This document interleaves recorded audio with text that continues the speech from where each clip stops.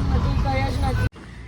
Hello everyone, welcome to the DJ blog. કેમ છો બધા? ખૂબ બધા મજામાં જશો અને બધાને મારા બ્લોગ જોવાની મજા આવતી જશે. તો જો તમને મારા બ્લોગ જોવાના ગમે તો બધાને કહેજો, અને નહીં ગમે તો ફક્ત મને જ કહેજો. તો ગાઈઝ આજો કે છે તો આજે આની સિચ્યુએશન કંઈ વધારે પડતી ઝઘડી છે. રેડ થઈ ગયું છે કારણ કે કાલે નીકળી ગયું બી યાર. કારણ કે કાલે છે ને મારું જે પિમ્પલ છે ને નોઝ પરનું તો ફૂટી ગયું હતું અને એટલું બધું લોહી નીકળેલું અને અત્યારે રેડ થઈ ગયું છે. તો કંઈ નહીં, જે છે તે છે. તો બસ આજના દિવસની શરૂઆત કરીએ અને આજના આખા દિવસમાં જે પણ કરીશ તો બધું તમને બતાવીશ. તો વ્લોગને એન્ડ તક જોવાનું ભૂલતા નહીં. તો ગાઈઝ અમે લોકો નીકળી ગયા છે આજે.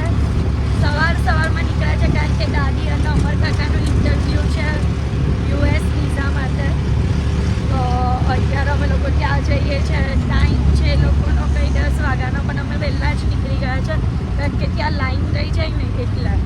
તો જેટલા જલ્દી જશો એટલો જલ્દી અમારો નંબર લાગશે. અને પાછી સુરત માટેની 2 વાગ્યાની ટ્રેન પણ છે, એટલે જેટલું જલ્દી અમારું પતે ને એટલું અમારા માટે જ સારું છે.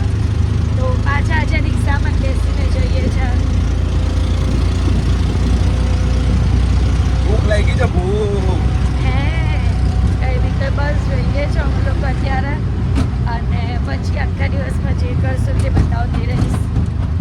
દાદી અને કાકા ગયા છે ઇન્ટરવ્યૂ માટે અને આ બેનને લાગી છે ભૂખ. તો આવ્યા છે મેકડીમાં. મેકડી સિવાય તો કંઈ ખાવું જ નથી એને. બર્ગર જો ઓર્ડર કરી રહ્યા છે. તો ગાઈઝ અહીંયા અમારો ઓર્ડર આવી ગયો છે અને મને તો ભૂખ લાગી. ના જો સ્નેપ ચાલે, સ્નેપ ને મને અહીંયા ખાવાના નહીં પડેલી. ક્યારે હું ખાઉં? સ્નેપ લવર, સ્નેપ ઓછા લાવો. તો ગાઈઝ અમે લોકો જમી લીધું છે, એટલે કે નાસ્તો કરી લીધો છે અને એ લોકોના માટે પણ નાસ્તો લઈ લીધો છે. ને એ લોકોનો ફોન આવ્યો કે એ લોકો ક્યાંથી નીકળી ગયા છે, પણ એ લોકોની પાસે ફોન નથી, કંઈ જ નથી. અને અમને લોકોને પણ અહીંયાથી રિક્ષા જેમ તેમ મળી છે. તો અમે એ લોકોને કીધું કે તમે ડાયરેક્ટ હોટલ પર જાઓ. અમે લોકો પણ આવીએ છીએ અને અમે લોકો અહીંયા ફસાઈ ગયા છે ટ્રાફિક જો ગાઈસ, બહુ ટ્રાફિક છે. ને તમે જરા કેમેરા દૂરથી રાખો, નજીકથી નહીં રાખો. મારું પિમ્પલ ફૂટી ગયું છે ગાઈઝ. એકચ્યુઅલીમાં પિમ્પલ ફૂટી ગયું છે અને આ માર્ક થઈ ગયું છે, પેલું લોહી જામ થઈ ગયું છે. એટલે મારો ફેસ અત્યારે વધારે ગંદો થઈ ગયો. દૂરથી રાખો કેમેરો, છોટાની દેવો. ગાઈઝ અત્યારે અમે લોકો અહીંયા સુરત માટે નીકળી ગયા છે અને અમે બોરીવલી માટે ટ્રેન લીધી છે અમે લોકો. અને ત્યાંથી અમારા લોકોની સુરતની ટ્રેન છે, તો અમારે ત્યાં અહીંયા બધા બેસી ગયા છે ટ્રેનમાં. તો હવે અમે લોકો જશું સુરત અને અમારી અઢી વાગ્યાની ટ્રેન છે, એટલે અમે 5:15 વાગ્યા સુધીમાં તો સુરત પહોંચી પણ જશું. માટે સ્ટ્રોબેરીનું શેક આ ભાઈ લઈને આવ્યા છે. અમદાવાદ જશે. તો આ ભાઈ લઈને આવ્યા છે મસ્ત શેક, અને બહુ ઉતાવળથી આવ્યો છે. બહુ ઉતાવળ. Sidhu, thank you so much. અરે ભાઈ તારી માટે ક્યાં વાત હે. ચલો. સો ગાઈઝ અત્યારે મેં પાછો બ્લોગ ચાલુ કર્યો ટ્રેનમાંથી. અમે લોકો 5:30 એવા વાગે સુરત પહોંચી ગયા હતા. 5:30 એવા વાગ્યા અને પછી હું મારા ઘરે ગઈ હતી.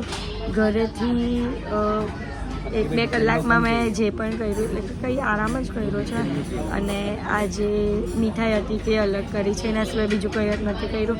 અને પછી ડિનરનો ટાઈમ થઈ ગયો, એટલે ડિનર માટે હું, મમ્મી અને પપ્પા અમે 3 જણા આવ્યા છે બહાર ડિનર કરવા માટે. મમ્મી અને પપ્પા અમે 3 જણા બહાર આવ્યા છે ડિનર કરવા માટે. ક્લિયર દેખાશે પપ્પા. જો મમ્મી કે ક્યાં ચશ્મો કેવો લાગે મારો, તો હું બોલી ચશ્મો બોલીને તું દેખાય બધું ક્લિયર દેખાય. તો તારા અને પપ્પાના નંબર સેમ છે. આમાં સેમ જ છે ને. તો હિરોઈન લાગે, હિરોઈન. પેલી કઈ હિરોઈન જૂના જમાનાની? હા જૂના જમાના લઈ જાવ તો નવી બધી આવી જાય. મેં એને જોઈ જ નહીં. એટલે તમને ગમેલી જોઈએ કોને? તારો પપ્પા એ નહીં અનુમાન કર્યું કે મહિમા છોકરી જેવો ફેસ હતો તમને ખબર છે મને ખબર જ છે એ તો બરા કહેતા હતા એટલે અત્યારે બોલે પપ્પા એમ મહિમા ચૌધરી જેવી હતી હા ચલો કહી દીધું ભાઈ મહિમા ચૌધરી હતી મને પરદેશ પિક્ચર હા ત્યારે ત્યારની વાત છે આ પરદેશ પિક્ચરનું રિલીઝ ડેટ જોઈ લેજે એટલે ખબર પડી જાય મારે તો મહિમા ચૌધરી જ પહેલાં તો જોવી પડે કે કેવી દેખાય ને મને નહીં ખબર એ ગાયન છે મને નહીં ખબર ગાઈઝ મારે તો song છે. જોવું પડે હા એક સોંગ છે બરાબર ये दुनिया एक दुल्हन ये दुनिया एक दुल्हन કઈ નહીં ગાઈઝ બસ બસ બસ આખું ડિસ્ક્રાઇબ કરવાની જરૂર નહીં મહિમા મહિમા ચલો બસ મહિમા મહિમી બહુ થઈ ગયું હવે ચલો જમવાનું આવે એની રાહ જોવાની છે ગાઈઝ અહીંયા મસાલા પાપડ આવી ગયો છે અને ખાવાનું પણ ચાલુ થઈ ગયું છે ગાઈઝ અમારું સૂપ પણ આવી ગયું છે અને જો અડધું પતી ગયું પછી યાદ આવ્યું કે વ્લોગ લેવાનો જ છે ગાઈઝ જો સરસોડા શાક અને મક્કેની રોટી આવી રીતનું સરસોનું શાક આવે અને આ મક્કેની રોટી યલો કલરની અને તીક આવે મકાઈના લોટની આવે અને બહુ ડિલિશિયસ લાગે આમ યમ્મી દિવસ પછી આપણે ચેમ્પુને મહિલા કે ઉપર આવું ઉપર આવું ઉપર આવું ઉપર આવું ઉપર આવું ઉપર આવું ચાલ ઉપર આવતો ને ચાલ 1 2 3 જમ્પ 1 2 3 જમ્પ ચલો ચલો 1 2 3 જમ્પ ચલ ચલો ચાવતો રે ચાવતો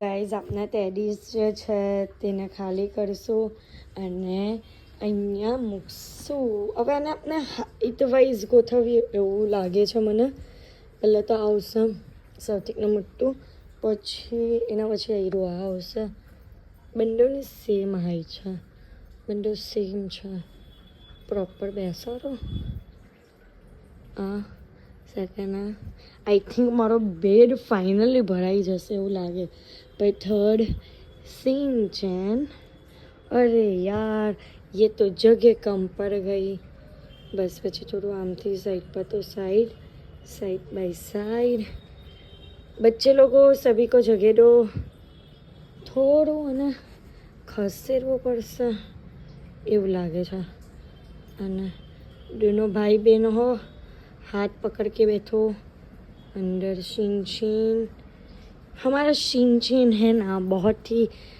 जिद्दी है बस थोड़ो ओह गिर मत जा बेटा डॉगी है हमारा डॉगी फिर ये काव और ये काव आउल और ये फिश